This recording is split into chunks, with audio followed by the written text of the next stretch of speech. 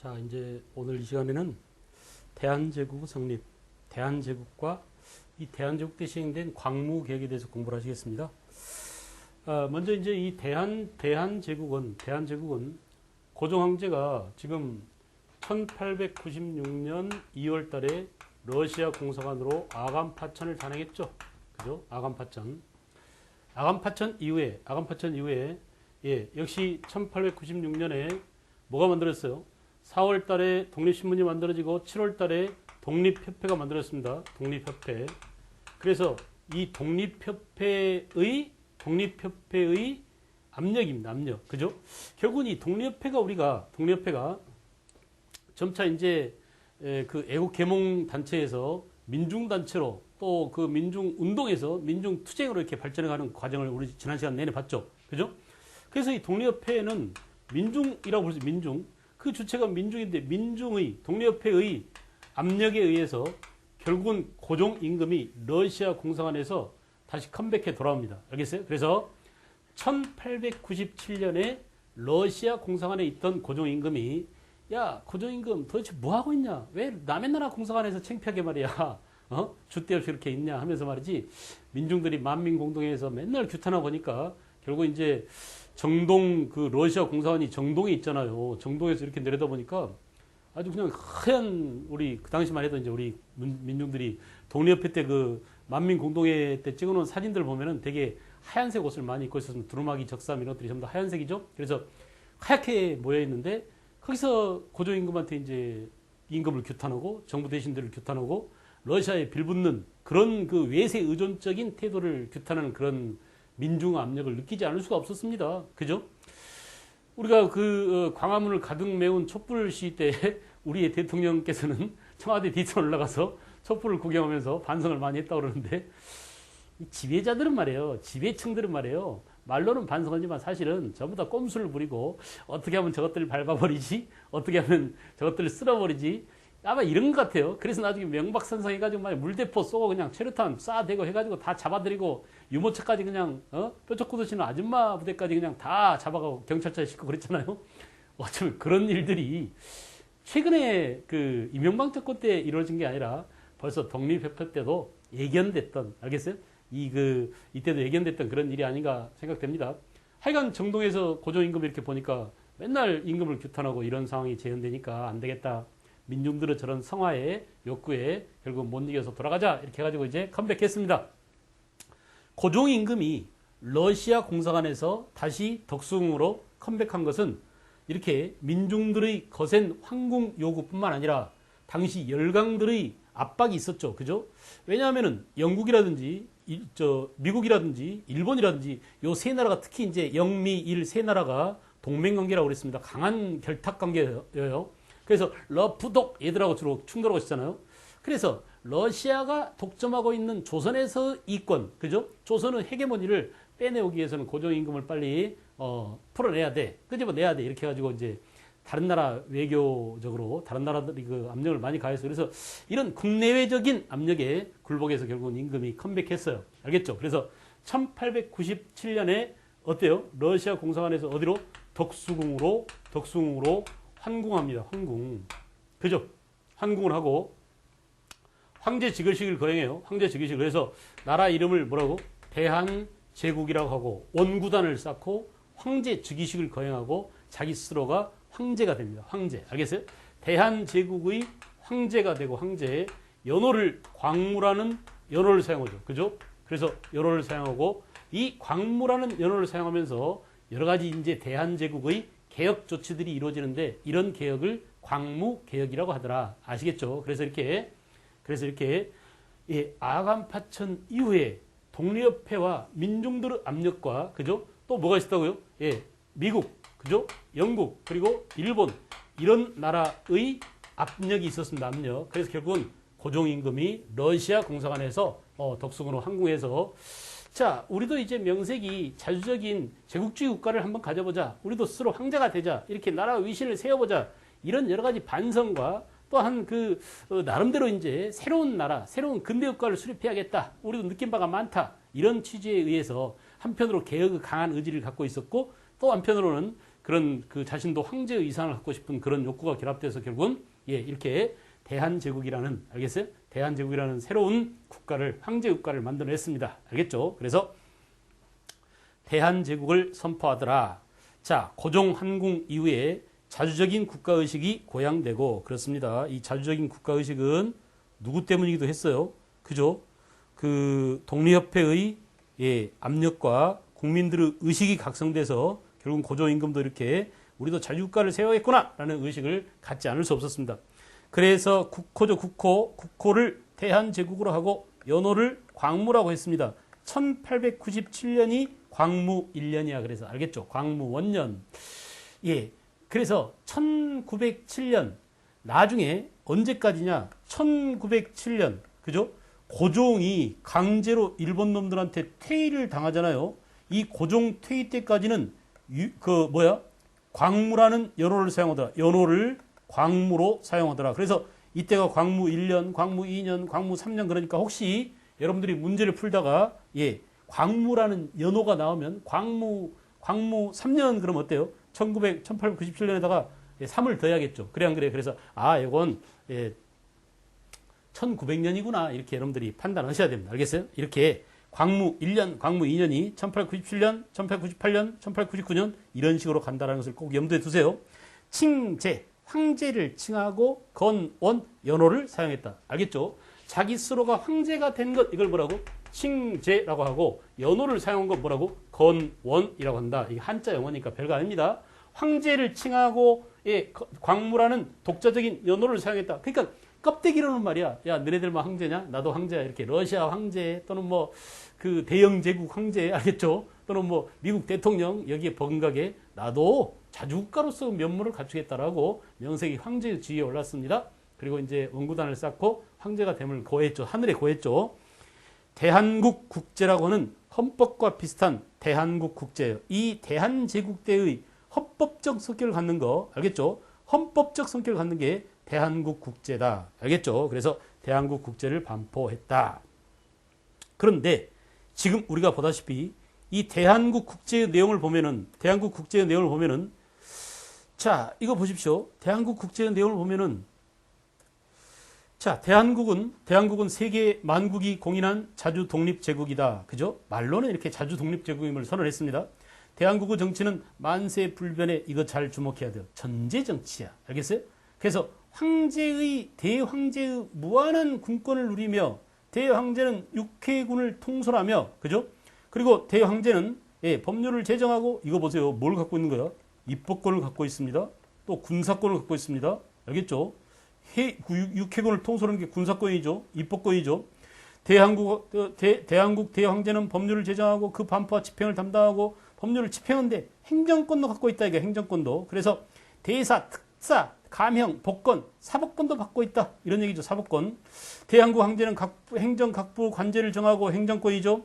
대한국 황제는 각 조약체결과 외교권도 갖고 있죠. 외교권. 이와 같이 모든 권한은 황제한테 다 기속된다라는 거야. 그러니까 우리가 대한제국 때, 광무개혁 때, 그죠? 대한제국 때 반포된 대한국 국제의 내용을 보면은 이건 뭐냐? 전제 군주정이다라는 것을 알 수 있습니다. 군주인 황제가 모든 권한을 다 쥐고 있는 뭐라고? 전제 군주정의 모습을 쥐고 있다. 알겠죠? 그래서 이 당시 국가 형태가 뭐냐라고 하면 뭐예요? 공화제가 절대 아닙니다. 공화제. 알겠어요? 공화제는 국민한테 그 주권이 있는 나라야. 근데 이건 뭐예요? 황제한테 주권이 있었어요. 황제가 모든 권한을 다 행사해요. 그래서 not 공화제입니다. but 전제 군주정이에요. 알겠어요? 당시의 정치는 전제 군주정이었다. 공화정으로 가지 않고 오히려 그래서 우리가 이걸 뭐라고 그래? 아, 그렇구나. 공화제나 민주공화정으로 가는 것이 아니라 민주공화정으로 백성이 주인이 된 공화정으로 가는 게 아니라 오히려 황제 한 사람한테 오로지 모든 권력을 몽땅 밀어주는 이런 전제 군주로 간 이런 현상을 보고 이 당시는 정치적으로 오히려 어때요? 역사가 진보한 건가? 그죠? 퇴보한 건가? 퇴보한 거죠. 우리는 이걸 뭐라고 그래? 보수 반동화했다라고 얘기합니다. 알겠어요? 정치적으로 보수 반동적 정치가 행해지고 있다. 뭘 보니까 그렇다고? 그래요. 대한제국 때 반포된 대한국 국제의 내용을 보니까 외울 필요 전혀 없습니다.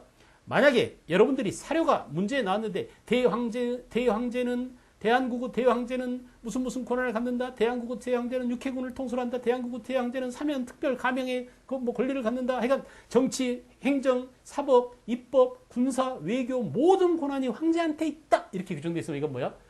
이건 대한제국 때의 대한국 국제다. 알겠죠? 대한제국의 헌법과 마찬가지인 대한국 국제의 내용을 보건대 당시 정체제는 전제군주정이다. 민주공화정으로 가야 될, 그래서 근대 자유민주주의 체제로 가야 될 그런 정치가 오히려 뒤로 거꾸로 후퇴하고 있었다라는 것을 보여주는 그런 보수반동적 체제임을 보여주는 내용이에요.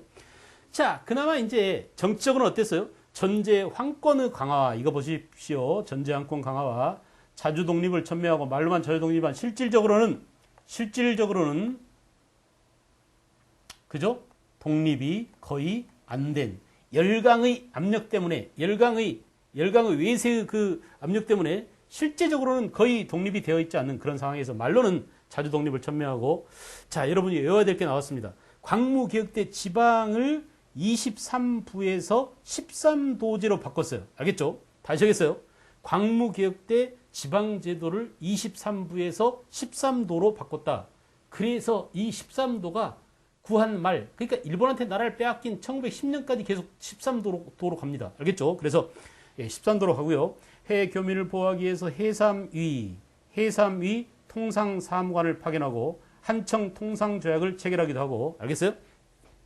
그 다음에 군사적으로 원수부를 설치하고 황제 호위 부대를 증가하고 무관학교를 세우기도 하고, 이렇게 군사적인 개혁, 특히 경제적인 개혁에서 이게 중요하죠. 시험에 잘 나옵니다. 양지아문을 두고 지계아문을 두고, 이 지계가 뭐냐? 토지대장과 비슷한 것이에요. 전국에 있는 토지를 조사해서 양지아문에서 토지를 조사하죠. 그런 다음에 어때? 토지 문서. 그러니까 요즘 같은 뭐 부동산 등기와 마찬가지야. 각 개인이 갖고 있는 토지의 종류나 면적이나, 알겠어요? 토지 그 요목이나 이런 것들을 다 조사한 다음에 이것을 근거로 해서 만든 문서를 뭐라고? 지계라고 했어요. 지계 감무사를 두고 또는 지계 아문을 설치하고 토지 조사 사업을 단행한 다음에 지계를 발급했습니다. 그래서 1899년부터 1904년까지 결국은 뭐예요? 근대적인 이 표현, 근대적인 토지 소유권 제도를 확립하고자 노력했다라는 점을 기억하실 것. 알겠죠? 자, 우리는 이 대목에서 이제 나중에 일본 놈들이 1910년대 토지 조사 사업을 단행합니다. 그 당시 1910년대 우리가 나중에 또 배울 건데, 선생님이 늘 말씀드렸지만 나중에 배울 것도 미리 끌어다가 미리 가불 해서 먼저 배우고 다시 또 미리 배운 것을 그때 가서 또 써먹고, 이렇게 이쪽에서 한번 중복 저쪽에서 한번 중복 해가지고 몇 벌씩 공부를 함으로써 여러분들의 지식을 강화시켜 놓을 겁니다. 알겠어요? 다시 얘기합니다. 이렇게 지계 감무사를 두고 또 뭐야? 지계 아문을 설치하고, 그죠? 그리고 뭘 했다고? 토지 조사 사업을 단행해서 발급한 토지 대장을 뭐라고 하느냐? 지계라고 하는데, 이때 지계를 발급해 줌으로써 우리나라 사람들도 이제 개인이 자기가 갖고 있는 토지의 소유권을 국가가 개인의 재산권을 보장해 준다는 그런 의미가 있어요. 그러니까 여러분 생각해봐. 여러분이 만약에 건물이라든지 토지를 누구한테 돈을 주고 사면, 여보세요, 내가 돈 줬으니까 여기 땅 내 거예요, 이렇게 될 수 있나요? 천만의 말씀 안 됩니다. 이것을 네가 애한테 돈 얼마를 주고 땅을 샀다라는 것을 국가가 문서로 보증해 주는 게 등기야. 그래서 집을 사면 돈만 주고 말면 안 돼. 집 부동산 등기를 확보해야 돼요. 알겠어요? 마찬가지예요. 땅을 살 때도 토지 문서, 그게 바로 뭐야? 등기입니다. 토지 등기입니다. 이 등기 대장에다가 내 이름을 올려서 국가가 이 사람 개인의 토지, 이 사람 개인의 건물이다 라고 국가가 보증해 주는 게 바로 등기소예요. 등기예요.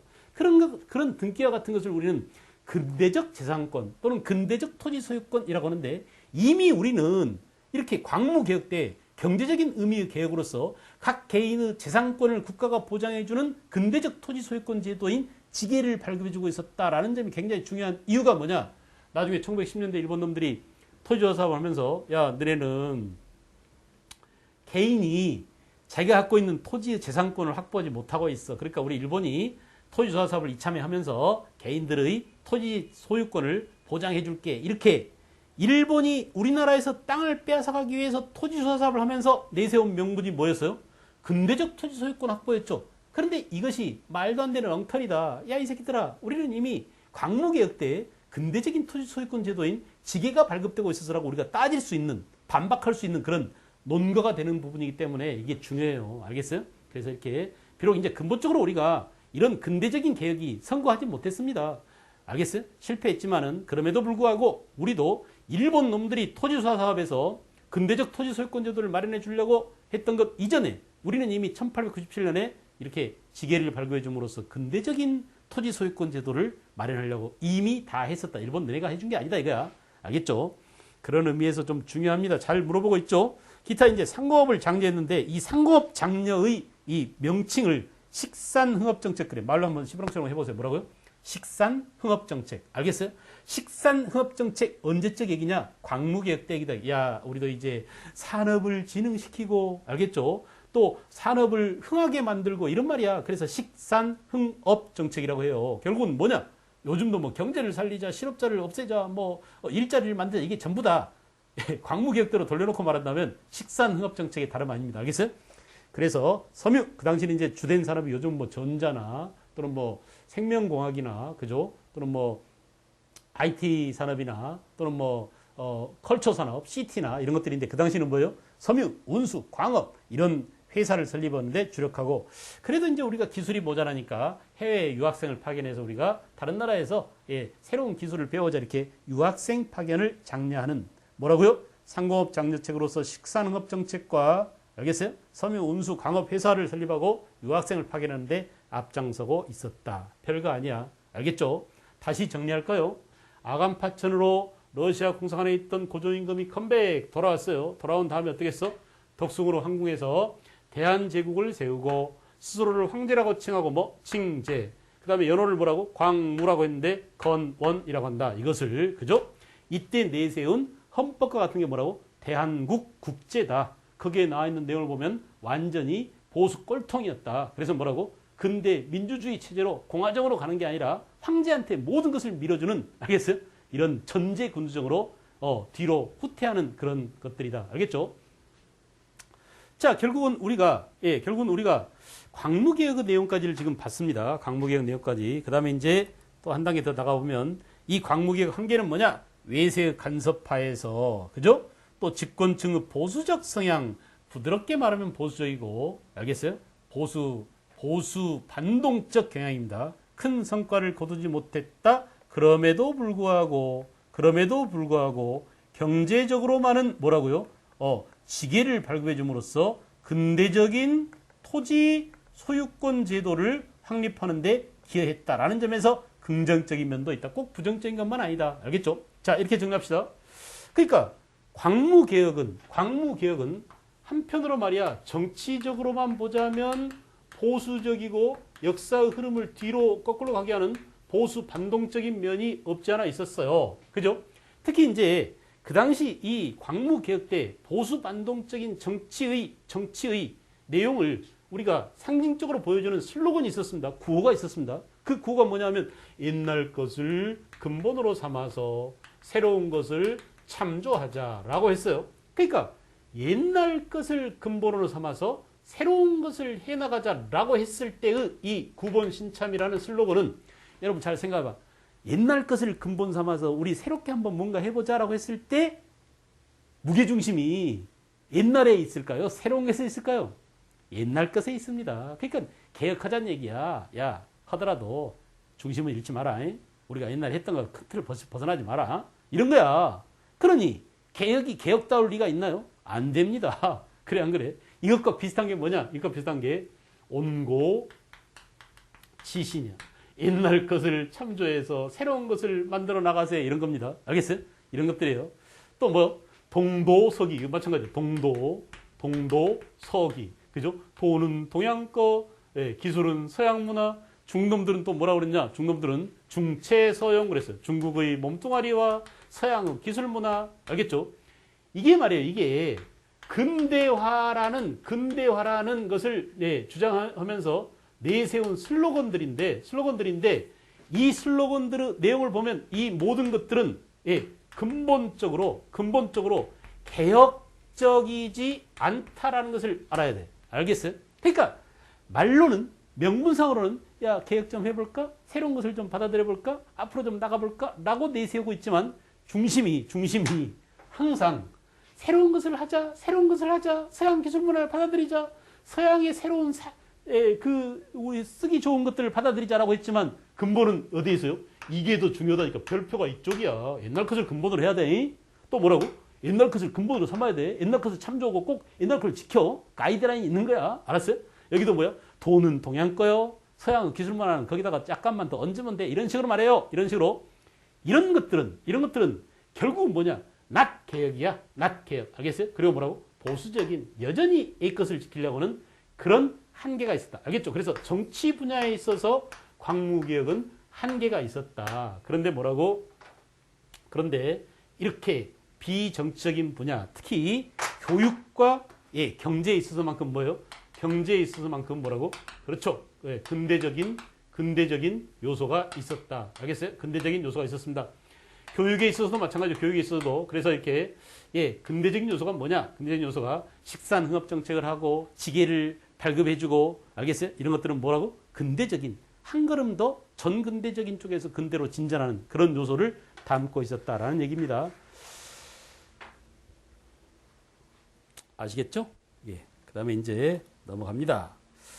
자, 기타 이제 대한제국 말기에 특히 이제 오늘날까지도 우리가 문제가 되는 영토 문제가 발생하게 됐죠. 그 중에서도 이제 간도와 독도 문제가 있는데 여러분 이 간도는 청과 우리나라 사이에 독도는 지금까지도 누구랑? 일본과 우리나라 사이에 분쟁 지역으로 남아있는 것이에요. 알겠어요? 간도는 왜 말하지 않느냐? 간도는 이거 봐. 지금 우리가 간도를 얘기할 수 있는 입장이 아니죠. 그래 안 그래? 간도는 지금 우리가 거론할 단계가 아닙니다. 왜냐하면은 우리가 직접 국경을 맞대고 있는 것은 북한 쪽이지. 그죠? 중국이 아니란 말이에요. 근데 원래 이제 우리가 한반도 지도를 이렇게 그려놓고 보면은 이런 미묘한 문제가 있어요. 그러니까 우리가 고대사로 올라가면 올라갈수록 옛날 고조선 때도 얘기했잖아요. 그래 안 그래? 우리 민족의 특히 이제 고대사에서는 우리가 동이족이라고 그러죠. 동이족 활동 범위가 굉장히 넓었습니다.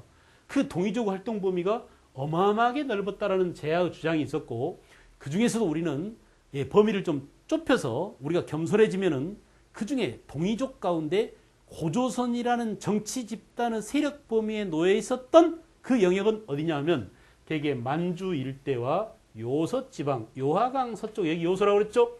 그리고 어디라고요? 그리고 한반도 일부를 포함하는 남부 지방 아니고 이게 고조선의 영역이라고 그랬죠. 여러분 기억나십니까? 고조선 영역 그러면 뭐야?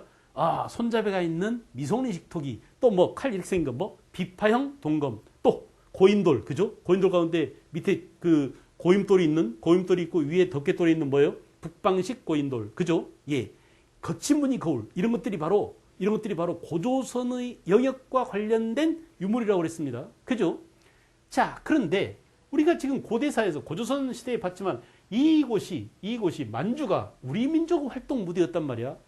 자, 여러분 우리가 만주라는 곳을 놓고 보면 만주는 고조선의 땅이었어. 그 다음 누구 땅이었어? 부여의 땅이었죠. 부여. 고조선이 망한 그 자리에 부여, 고구려, 동해, 옥저가 있었다. 그래 안 그래? 근데 그 부여에서 누가 갈라져 나왔나요? 고구려가 갈라져 나왔죠. 그래서 고구려가 계속 이곳을 차지하고 있었어요. 근데 고구려가 망했습니다. 누구한테 망했습니까? 나당 연합군한테 망했습니다. 그러나 고구려가 망한 이후에 당나라의 세력을 벗어나서 고구려의 후예인 누가? 대조영이 거기 그 부근에 흩어져 있는 말갈족 일당들을 끌고 나라를 세운 게 바로 뭐예요? 발해였잖아, 발해. 그래서 발해가 이렇게 이어가고 있었어요. 그죠? 자, 여러분 이렇게 이 만주 지역의 주도권이 만주 지역의 임자가 고조선, 부여, 고구려, 발해 여기까지는 우리나라였어. 근데 문제는 뭐냐? 자, 문제는 삼국을 통일한 통일신라가 한반도 남쪽, 그래 안 그래? 대동강 원산만 이남을 차지하고 있잖아요. 이거 보세요. 이것만 차지하고 있어요. 이게 신라야. 그래 안 그래? 자, 이렇게 해서 북쪽에 발해, 남쪽에 신라, 남북국이 형성돼 있었다. 그러다가 발해가 망했습니다. 그리고 어때요? 우리 역사에서 만주를 상실했어요. 발해가 망하고 우리는 만주를 잃어먹었다니까. 우리 조상들의 영역, 우리 조상들의 활동 범위인 만주를 잊어먹었어. 그리고 어떻게 됐어? 통일신라 이후에 우리는 또 뭐가 됐습니까? 고려가 됐습니다. 고려. 근데 고려 사람들의 의식 속에는 이거 봐, 이거 봐. 야, 우리가 왜 나라 이름을 고려라고 한자하냐? 우리는 고구려 후손이야. 근데 고구려 사람들이 차지하고 있던 그 땅, 그 만주를 우리가 회복해야 돼. 라는 이 고려 사람들의 의식이, 즉 고려 사람들의 무슨 계승의식? 고구려 계승의식이죠. 이 고구려 계승의식이 옛 만주를 회복하기 위한 무슨 정책으로? 북진 정책으로 나가는 거야. 그죠? 북진 정책으로. 그래서 말이에요. 고려시대는 계속 북진 정책이 추진됩니다. 태조 왕건 때, 대동강 원산만에서 조금 올라가 청천강에서 영흥까지, 그죠? 그 다음에 이제 거란의 침략을 무찌르고 어디까지? 압록강성까지. 그래, 안 그래? 이렇게 점차 올라가다가 조선 15세기 세종 때 가서 지금의 대한민국이 아니에요. 지금 우리나라의 북한을 포함한 이런 국경선이 압록강, 두만강으로 확정되어졌습니다. 이게 언제적 얘기야? 세종 때의 얘기야. 쪽팔리지 않아요. 되게 쪽팔리죠? 그래, 안 그래? 영토라는, 공간이라는, 여러분, 우리가 저 시간에 그런 얘기 한 것 같아요. 역사라는 것은 말이에요. 인간과 시간과 공간이 서로 엮어가는 그런 과정인데, 우리 조상들은 시대를 지배하면서 기원전 3000년 전 무렵에 만주 일대를 뛰어다니면서 그 북방 유목민족들 다 호령하면서 우리 동이족들이 다 지배하는 거대한 아주 스케일 큰 동북아의 주인공이었었는데, 점차 고조선, 투여, 고구려, 팔에 이렇게 찌그러져 오다가 결국은 신라가 삼국통일하고는 만주를 내줘버리고, 그 다음에 고려는, 신라를 계승한 고려는 어때요? 옛날 고구려의 땅도 우리 것인디, 이런 정신이 있었어. 그래서 고구려의 그 땅을 회복하기 위한 북정책을 표방하고, 결국은 뭐냐? 결국은 조선시대에 와서 세종 때 지금의 국경선인 압록강, 어디라고? 두만강선이 확정이 됐다 이거야. 알겠어요? 자, 그나마 21세기, 그죠? 지금 지금 2013년에 이르러서 요거 다시 반으로 쪼개가지고 말이야. 반으로 38선 이북은 북쪽, 북한, 이남은 남한, 이렇게 돼가지고, 여기 지금 이 만주는 누구랑? 북한하고 경계를 짓고 있고, 남한은 그나마 반쪽만 차지하고 있습니다. 그런데 이 반쪽밖에 안 갖고 있는 남한이, 야, 간도를 우리 땅이라고 주장할 수 있어요? 말도 안 됩니다. 간도가 우리 땅을 주장하려면, 야, 너네나 잘해, 새끼들아. 너네 세종 임금이 준 압록강, 두만강 이것도 반으로 쫄아먹고 무슨 간도가 너네 땅이라고 그래 하면서, 실제 우리 땅인 이 간도가 우리 땅이라고 지금 찍소리 주장도 못한다니까, 현재. 그래야 안 그래야 아주 쪽팔린 그런 역사 속에 살고 있는 겁니다. 그것도 누구에 의해서? 외세에 의해서. 외세의 힘에 의해서 남북이 분단돼가지고 말이죠. 이게 무슨 짓입니까? 그래 안 그래? 전쟁 위험 속에서 말이에요. 맨날 이놈들한테 아직도 시달리고 있는데, 우리가 이런 쪽팔림을 극복하려면, 역사적으로 이런 억울한 사태를 극복하려면 빨리 통일돼야 됩니다. 그래야 비로소 이런 주장이라도 하죠. 고구려 땅 빨리 내놔. 옛날 만주는 우리 거야. 이런 주장을 할 수 있는. 간도는 아예 입도 뻥끗 못해요, 지금. 그래 안 그래? 그래서 간도는 청나라한테 넘어가 있습니다. 중국한테 지금 넘어가 있습니다. 그죠? 그리고 이제 여기 이 조그만 독도가 결국은 일본 놈들하고 지금 이거 서로 차지하려고 지금 찌쿵박쿵 싸우고 있잖아요. 그죠? 사실은 우리가 독도는 우리 것이다라고 기정사실화하고 있습니다. 그래서 현재 점유하고 있어요. 우리나라 군대가 가 있습니다. 거기다 태극기도 그냥 시멘트 발라가지고 태극기도 만들어 놨습니다. 그래 안 그래? 헬기장도 만들어 놓고 가서 도해 경비사령부가 그 해경들이 가서 지키고 있고 말이죠. 그죠? 그러나 영토란 고정불변이 아니야. 영토란 냉철한 것입니다. 힘 있는 자가 차지합니다. 그래 안 그래? 우리가 힘이 없으니까 일본 새끼들이 지낼 거라고 자꾸 우기는 거야. 이런 점에서도 말이에요. 이런 점에서도 빨리 통일해야 됩니다. 그래서 우리가 힘을 딱 기르고, 알겠어요? 여담입니다만은 북한이 갖고 있는 핵 이제 누구를 향해서 겨냥할까? 만약 통일되면 핵도 우리 것이다라는 긍정적으로 이렇게 바라보는 사람이 있는데, 그것도 아주 대단히 뭔가 위험한 생각이라고 하는데, 어쨌든 간에 우리는 이 핵을 어디를 조준해야 될까요? 결국은 일본하고 이렇게 하게 되면 일본 놈들이 꼼짝을 할 수 있을까? 그죠? 그래서 이런 면에서 우리는 지금 우리 조상들이 차지했던 이 만주 가운데 만주를 이렇게 4등분 하다 보면 만주의 동쪽하고도 남쪽, 바로 이 지역을 다시 간도라고 해. 만주 대륙과 한반도 사이에 끼어있는 땅이다 해서 사이 간자를 떠서 간도라고도 하고, 또 한편으로는 우리 한민족들이 하도 많이 건너가지고 거의 불모의 땅이었는데 옛날 고구려 때만 하더라도 어때요? 이 지역은 산이 높고 골이 깊어서 사람 살기 힘들어서 사람들이 맨날 뺏어 먹거나 잡아먹거나 알겠어요? 약탈해 먹지 않으면 안 돼. 이렇게 고구려의 용맹성이 이런 험준한 지형에서 나왔다고 했잖아. 그런 험준한 간도를 우리 조선 사람들이 가서 어떻게 했어요? 19세기 이후에 이제 엄청나게 넘어갑니다. 세도 정치로 삼정이 문란해지고 삼정 문란 결과 밀란이 발생할 만큼 사람들이 살기 힘드니까 야 도저히 이 양반놈들 밑에서는 못 살겠다. 차라리 옛날 우리 조상들이 살던 간도로 가자. 거기 요즘 임자가 없대. 땅은 널려 있는데 사람이 없대 가지고 간도로 소달구지 끌고 막 가요. 그 유명한 박경리의 토지를 보면 그런 장면이 나오잖아. 그래 안 그래? 이렇게 해서 간도에 가서 우리 민족이 땅을 개간해서 살았다 해서 개간할 때 간자를 써가지고 간도라고 그래. 알겠죠? 그래서 다시 정리. 간도란 뭐냐? 간도란 지리적으로 지도에 간도라고 나오지 않습니다. 간도는 우리 머릿속에 있는 관념의 땅이야. 알겠어요? 그래서 우리가 만들어낸 중국 대륙과 옛날 우리 조상들이 차지했던 만주 대륙과 우리 한반도 사이에 있는 사이 땅이다. 또 뭐야? 우리 민족이 건너가서 개간한 땅이다. 이런 의미로 간도, 섬도자인데 섬이 아니잖아요. 그죠? 간도가 여기 존재한다. 다시 간도를 나눕니다. 간도의 오른쪽 이것을 뭐라고? 이것을 동간도라고도 하고 되게 이쪽보다는 동서보다는 남북으로 의미가 더 큽니다. 그래서 이걸 뭐라고? 북간도라고 해요. 주로 북간도. 그리고 왼쪽 아래를 서간도라고 해요. 서간도.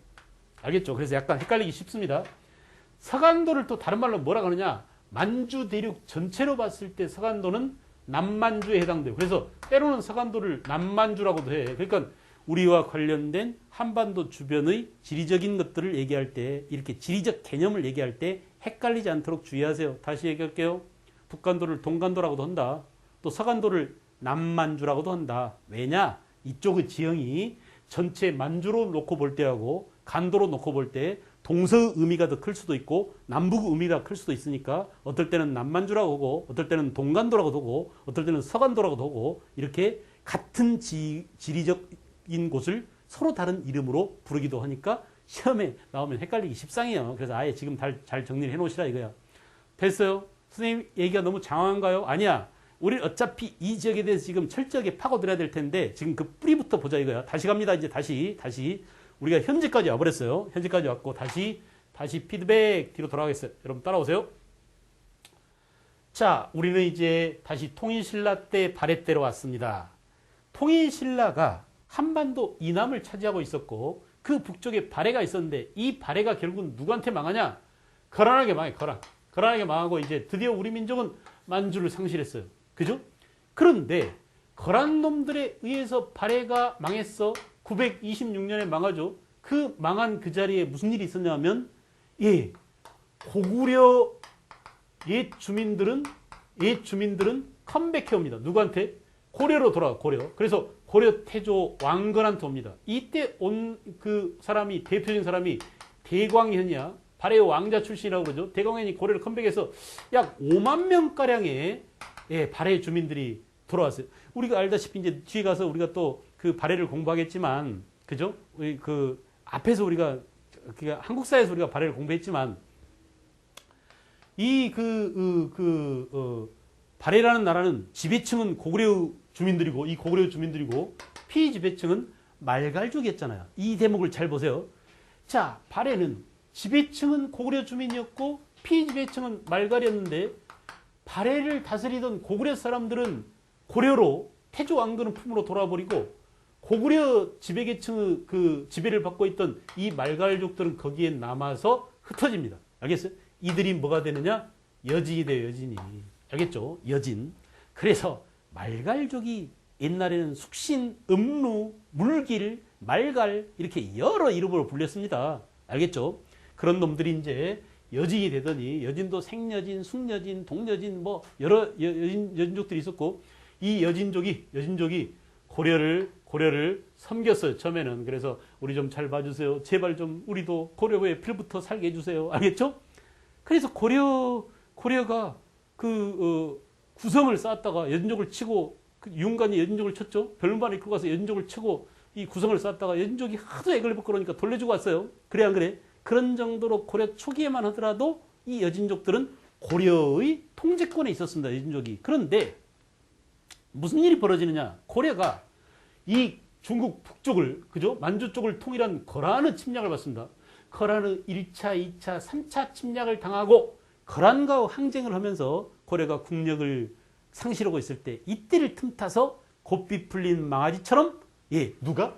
여진족의 세력이 커져. 그래서 여진의 추장 누가요? 여진의 추장 그 아쿠타가 뭘 세우냐면 금을 세운다. 금. 그래 안 그래? 이 금나라가 12세기에 고려에 대해서 이제 적반하자고, 야 너네 그동안에 거란과 싸우느라 힘 다 빠졌지? 우리는 그 사이에 이렇게 근육을 키웠어. 이렇게 해가지고 이제 고려한테 주먹을 내미는 거야. 알겠어요? 너네가 우리를 형의 나라로 섬겨, 나중에는 아버지의 나라로, 이딴 식으로 말이지 우리 고려를 닥달을 했어요. 그런데 이때 고려에 누가 있었냐? 이자겸이라는 이 나쁜 놈이 있었죠. 이 문약한 이자겸이, 외척 출신 이자겸이 그 거란과 싸우던 정신으로 또 금나라와 싸우지 못하고, 안 돼, 우리가 괜히 여진족과 싸우다가, 금나라랑 싸우다가 내 권력을 빼앗기기 십상이야. 괜히 군인들이 들고 일어나서 이게 이자겸 때문이야 하고 자기를 칠 위험성이 있잖아. 그러니까 이자겸이 어때요? 금한테 뭐 했어? 4대의 요구를 수락했어요. 4대를 수락했어요. 4대 요구를 들어줘 버렸어요. 그래서 고려 초기부터 줄기차게 이어져 가던 고려의 자주적인 정신, 고구려 개성의식, 이것이 한때 이자겸 때, 문벌 귀족 이자겸 때 자주성이 크게 손상당하더라. 알았어요? 여진족이 세운 금한테 굴복을 했습니다. 4대를 수락했죠. 자, 이 금이에요. 이 금. 그런데 이제 금은 결국 어떠냐? 금은 몽고한테 망해. 몽고가 13세기 이후에 몽고가 성장해서 몽고한테 금이 망하고, 그죠? 금이 멸망하고 금나라가 망했어. 자, 그러나 이제 몽고가 점차 쇠퇴합니다. 그 다음에 금이 다시 뭐가 됐어? 후금이 됐죠. 후금. 그죠? 후금이 되기 이전에 이놈들이 또 그 여말 선초에, 그죠? 고려 말 조선 초기 세종 때 역시 다시 이 여진족들이 조선을 괴롭혀요. 그래서 조선 세종 때가 되면 이 여진을 쳐서 뭐 했느냐? 거기다가 사군과 육진을 개척했어. 알겠죠? 그러니까 세종 때만 하더라도 여진족을 우리가 다시 또 통제했단 말이야. 고려 초기에도 여진을 통제, 조선 초기에도 여진이 우리의 통제권 안에 들어있었는데, 다시 어떻게 된다고 다시? 자, 우리가 이제 결국은 어떻습니까? 결국은 16세기에 1592년에 임진왜란이 터지죠. 일본 놈들하고 싸우는, 알겠어요? 명과 조선이 일본과 싸우는 틈을 타서 이 여진족의 세력이 커져가지고, 옛날 우리 금의 후예야 하면서 뭘 세워? 후금을 세워. 누가? 누르하치가. 알겠어요? 1616년 누르하치가 후금을 세우더니 이 후금이 나중에 뭐가 됩니까? 청나라가 됐습니다. 그래서 이래서 이제 이 땅에 대한 소유권 문제가 생기는 거야. 우리는, 야, 발해 이전에는 이 땅이 우리 땅이었어 라고 간도에 대한, 만주에 대한 우리 그 소유권을 주장한 반면, 야, 너네 시대는 이미 발해 때 끝나서 그 이후에는 뭐냐? 말갈족, 말갈이 여진이고 여진이 금이고 금이 여진이고 여진이 후금이고 후금이 청이족. 청나라 놈들이, 야, 이 새끼들아, 너네 조선 무슨 소리 하는 거야? 우리 여진족이 원래 말갈이었는데 우리 말갈이 발상지가 바로 간도야 하면서 청나라 놈들 또 여기가 지냈다고 나오는 거야. 그러니까 실제로 어때요? 이유가 있어요, 없어요? 타당성이 있습니다. 청나라 그런 주장을 완전히 무시할 수가 없어. 그러면 우리 이제 그 당시 청한테 4대를 하고 있었죠. 그래서 이걸 가지고 청한테 걔들 입장이 아니었어요. 특히 청나라는 자기 조상이 태어났던 이 만주 지역을 봉금지역 그래가지고 일반인들이 들어가지 못하게 통제를 했습니다. 알겠죠? 그리고 왜 통제를 했냐 하면 이거 생각해 보세요. 청나라라는 말이에요. 엄청납니다. 중국의 5족을 지배하고 중국 천하에서, 그러니까 중국 역사 가운데 가장 넓은 영토를 차지한 제국이 청나라인데, 그 청나라가 만주족 소수 만주족이 다수의 한족을 지배하려면 어때? 쪽수가 너무 모자라. 그러니까 만주족 출신들이 전부 다 내려가서 관리가 돼가지고 지배층이 돼서 중국 천하를 지배하는데, 지네 그 살기 힘든 유목민족이 살았던 그런 만주 지역에 그냥 살 수 있게 해서 그냥 버려도, 거기는 비워도 아무도 들어가지 마 이렇게 했는데, 그때 누가 들어갔다고? 우리 전 사람이 들어가서, 야, 이게 웬 땅이야 이거 비어있네 하면서 사냥도 하고 밀도 심고 또는 보리도 심고 콩도 심고 이렇게 하면서 그쪽을 개간했다 이거야. 그러니까 실질적으로는 이제 뭐야? 무주 선점이죠. 주인이 없는 땅 우리가 차지한 셈이나 마찬가지야. 그래서 조선 후기에 여기에 우리나라 사람들이 굉장히 많이 들어가 살고 있었습니다. 많이 들어가 살고 있었어요. 그래서 이 간도에 실질적으로 우리나라 사람들이 많이 들어가 살고 있었다라는 얘기야 지금. 거기 보세요. 간도 문제 배경 이렇게 나왔죠. 19세기 후반 이후에 우리 민족이 이주했다. 왜 19세기 후반일까요? 무슨 정치 때문에? 세도 정치 때문에. 그죠?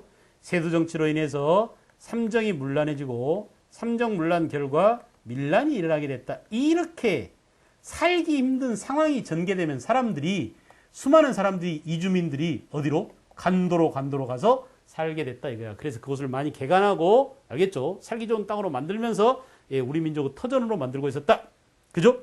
그러자 이제 서로가 이 간도가 우리 땅이라고 주장하는 청과 우리나라 사이에 야, 안 되겠다. 그러면 이 땅이 누구 땅인지 간도 귀속 문제가 발생했어요. 그래서 당시 이제 청나라 사신 목극등하고 우리나라 사신 그 당시에 박권인가요? 이 사람들이 만나가지고 백두산 정상 동남쪽 200m 지점에다가 뭘 세웠냐면 백두산 꼭대기 정상 부근에다가 이거 보세요. 이게 픽스시키다, 확정하다 이런 뜻이에요. 정하다 할 때 정자예요. 알겠죠? 뭘 정하냐? 경계를 정하자. 그래서 정계비를 세웠습니다. 이걸 우리가 뭐라고? 백두산 정계비라고 해. 알겠죠? 백두산 정계비. 그래서 뭐 어떻게 정했냐? 경계를 어떻게 되냐? 서쪽은 그냥 한문을 한번 써드릴게요. 서쪽은 뭘 경계로 하고? 압록강을 경계로 하고. 그죠?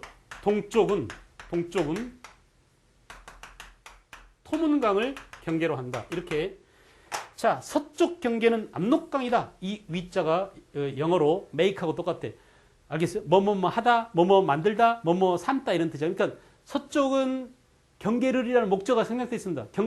경계를 압록으로 만들고 동쪽은 경계를 생략, 토문으로 삼는다 이런 뜻이야.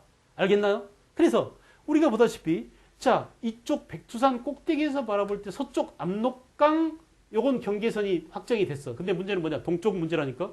왜냐하면 여기가 바로 뭐라고 그랬죠? 여기가 간도인데 이 간도라는 땅을 놓고 지금 청과 우리나라 사이에 서로 경계를 지금 정하는 문제야. 그래서 토문에 대해서 조선 측에서는 토문강은 실제로 있는 토문강이다. 어떤 토문강이냐?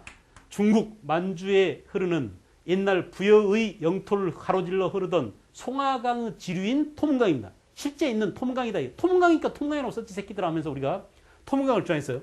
송하강의 지류인 토문강이란 말이야. 그런데 이 짱꼴레 청나라 새끼들은 이 토문강은 두만강이야.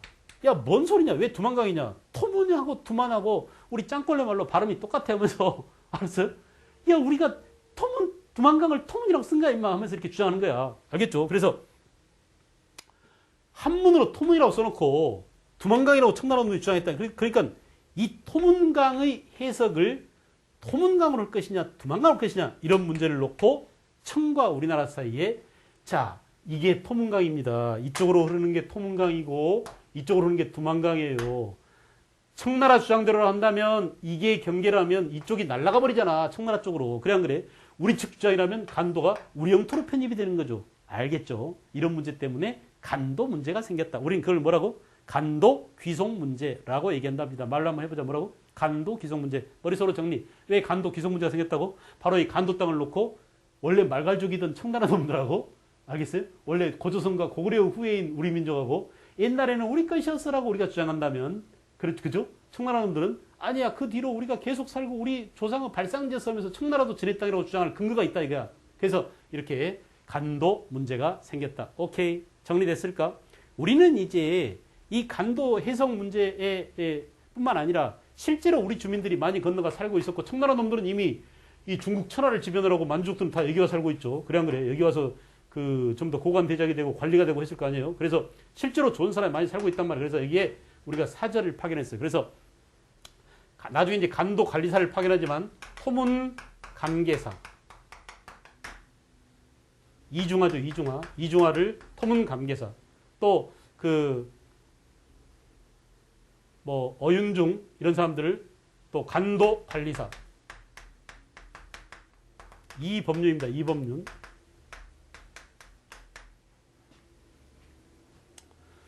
예, 이런 사람들을 파견해서 이렇게 간도를 우리 땅으로 편입시키고 우리 땅처럼 관리를 했었어요. 알겠죠? 자, 그런데 문제는 뭐냐? 문제는 예, 1909년에 일본 놈들이 간도 협약을 체결합니다. 1905년 이미 우리는 어때요? 이미 우리는 이제 을사조약을 체결해서 거의 일본한테 외교권을 뺏겼죠. 외교권을 뺏긴 마당에 청과 일본이 예, 간도라는 영토 문제를 외교적으로 그냥 협상을 해버린 거야. 그래서 일본 새끼들이 어떻게 했어요? 야, 간도, 너네들이 그렇게 갖고 싶어던, 조선으로부터 그렇게 뺏고 싶어던 간도, 우리가 너네한테 줄 테니까, 너네는 우리한테 뭐 줄래 해가지고, 철도 부설권, 알겠어요? 또는 뭐 탄광 개발권, 동청 철도 부설권, 푸순 탄광 개발권, 이런 것들을 일본 놈들이 가져갔습니다. 우리나라의 영토, 이미 우리가 관리하고, 우리의 휘하에 두었던, 알겠죠?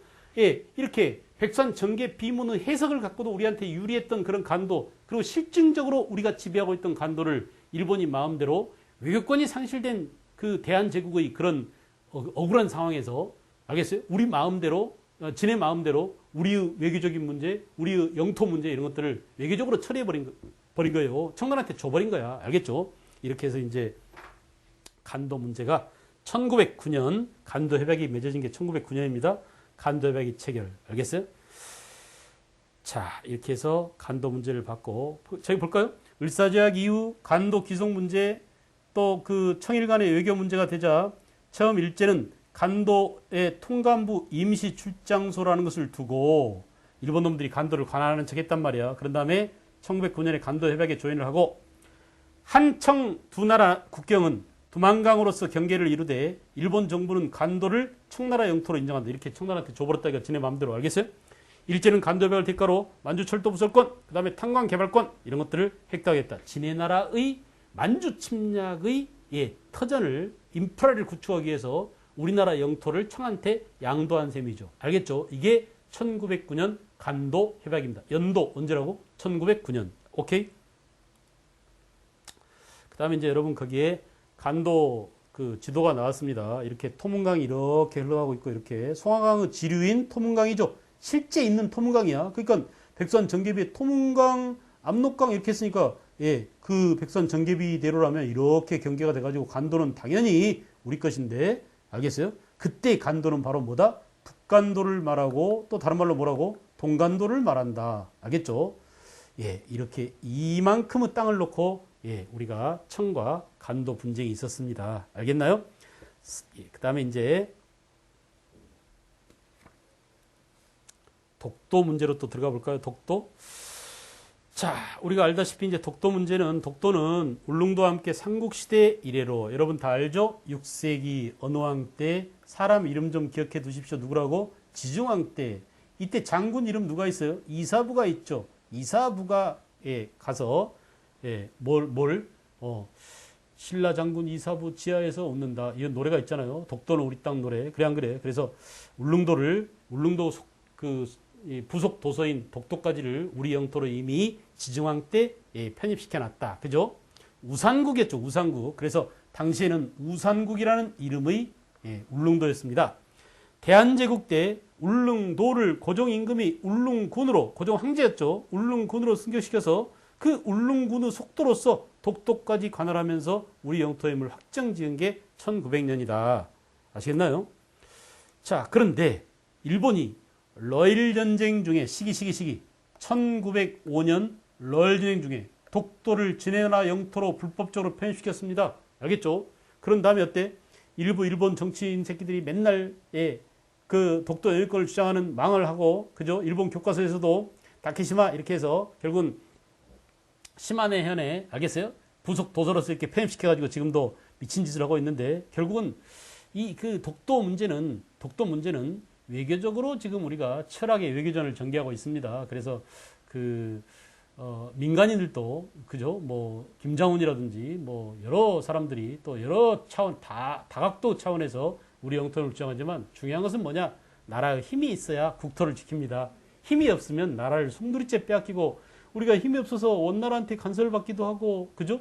또 일본한테 식민지 시대로 전락해서 일본한테 나라를 빼앗기지 않았습니까? 그러니까 독도도 마찬가지란 말이야. 결국은 우리가 힘을 기르려면 분할돼 있는 남북으로 분단돼 있는 이런 조국의 현실을 빨리 극복하고 통일해서 힘을 모아야 주변 국가한테 휘둘림을 당하지 않는, 알겠어요? 그런 예, 강소국이 돼야 우리가 발언권이 커집니다. 알겠죠?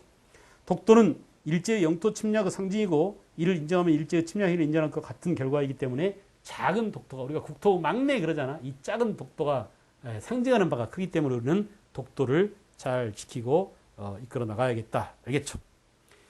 여기까지 하고요. 이제 다음 시간에는 그 교과서 교재 내용을 보면서 여러분 교재를 이제 94쪽부터 이렇게 보면서 복습을 하고 이렇게 진도를 나가도록 하겠습니다. 여기서 마치도록 할게요. 수고했습니다.